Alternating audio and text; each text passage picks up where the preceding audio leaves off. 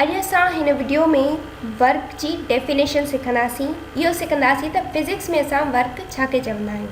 असां पंहिंजी रोज़मर्रा जी ज़िंदगी में त वर्क चवंदा आहियूं, को बि कमु करणु मतिलबु वर्क कयो असां, पर फिज़िक्स में हुनजी पर्टिकुलर डेफिनेशन आहे। फिज़िक्स में वर्क तॾहिं थींदो जॾहिं फोर्स सां डिस्प्लेसमेंट पैदा थिए। फॉर एग्ज़ाम्पल असां हिकिड़े ब्लॉक ते फोर्स था हणूं ऐं ब्लॉक डिस्प्लेस थो थिए, पंहिंजी जॻह तां हटी थो वञे, यानी त हुन डिस्टेंस कवर कयो आहे कंहिं पर्टिकुलर डायरेक्शन में, जंहिंखे असां डिस्प्लेसमेंट चवंदा आहियूं। त पोइ असां चवंदासीं त वर्क थियो। फोर्स जे करे जेकॾहिं डिस्प्लेसमेंट आई पोइ चवंदासीं त वर्क थियो, न त वर्क न थियो। मैथमेटिकली वर्क डॉट प्रोडक्ट आहे ॿिनि वेक्टर्स जो, फोर्स ऐं डिस्प्लेसमेंट जो, जंहिंजो फॉर्मूलो आहे फोर्स इंटू डिस्प्लेसमेंट। सिंबल में असां जेकॾहिं लिखूं त W = F.S। हिते तव्हां नोटिस करे रहिया हूंदा त F ते ऐं S ते एरो आहे मथां।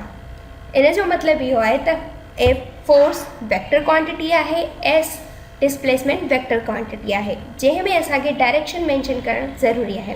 पर हिते वर्क ते का बि एरो न आहे। जी बिल्कुलु, छो त वर्क हिकु स्केलर क्वांटिटी आहे।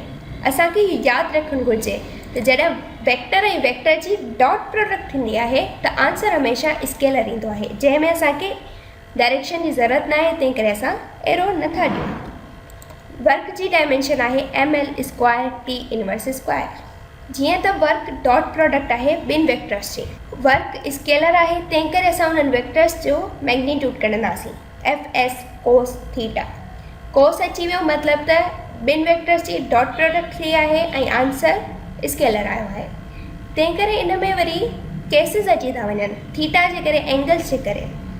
फर्स्ट केस आहे जॾहिं फोर्स ऐं डिस्प्लेसमेंट पैरेलल हुजनि, हिकिड़ी लाइन ते हुजनि। कीअं हिकिड़ी लाइन ते? फॉर एग्ज़ाम्पल हिकिड़ो बॉक्स आहे, उन ते असां हिकिड़े डायरेक्शन में फोर्स अप्लाई कयो ऐं उन ई डायरेक्शन में डिस्प्लेसमेंट पैदा थी, उहो डिस्प्लेस थियो फोर्स जे डायरेक्शन में, त असां चवंदासीं त हिते थीटा 0 डिग्री आहे। ऐं असांखे इहो बि मालूम आहे त कोस 0 डिग्री +1 जे बराबरि हूंदो आहे, जेका त कोस जी मैक्सिमम वैल्यू आहे। तंहिं करे वर्क बि पॉज़िटिव थींदो ऐं मैक्सिमम। पॉज़िटिव इन लाइ त जंहिं डायरेक्शन में असां फोर्स अप्लाई कयो उन ई डायरेक्शन में डिस्प्लेसमेंट पैदा थी। केस नंबर 2 आहे त जॾहिं फोर्स ऐं डिस्प्लेसमेंट ॿई एंटी पैरेलल हुजनि, हिक ॿिए जे मुखालिफ़ हुजनि।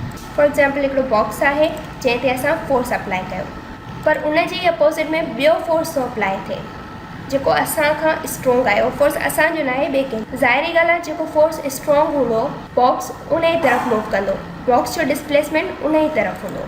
F2 सां बॉक्स जो डिस्प्लेसमेंट पैरेलल आहे, पर असांजे फोर्स सां डिस्प्लेसमेंट एंटी पैरेलल आहे, अपोज़िट आहे। त हिते असांखे ख़बर पइजी वई त थीटा असांजी जेका थी वई 180 डिग्री आहे, छो त ॿई अपोज़िट आहिनि, फोर्स ऐं डिस्प्लेसमेंट अपोज़िट आहिनि। ऐं असांखे इहो बि मालूम आहे त कोस 180 डिग्री -1 जे बराबरि हूंदो आहे, जेको नेगेटिव हूंदो आहे। तॾहिं वर्क नेगेटिव थी वियो ऐं मिनिमम थी वेंदो।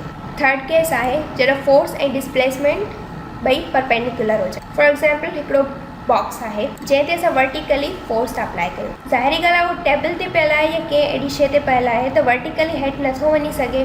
राइट जी तरफ़ डिस्प्लेसमेंट नथी पैदा थी सघे, लेफ्ट जी तरफ़ डिस्प्लेसमेंट पैदा नथी थी सघे, मतिलबु त फोर्स सां डिस्प्लेसमेंट पैदा थी नथी सघे। इन कंडीशन त असां चवंदासीं वर्क 0 आहे, वर्क थियो ई न। हिते जेका असांजी एंगल थींदी उहा 90 डिग्री थींदी, छो त हिते तव्हां पाण ई ॾिसी रहिया आहियो त हीअ जेका एंगल ठही रही आहे राइट एंगल ठही रही आहे, तंहिं करे 90 डिग्री। ऐं असांखे इहो बि मालूम आहे त cos 90 डिग्री = 0, तंहिं करे असांजो वर्क बि 0।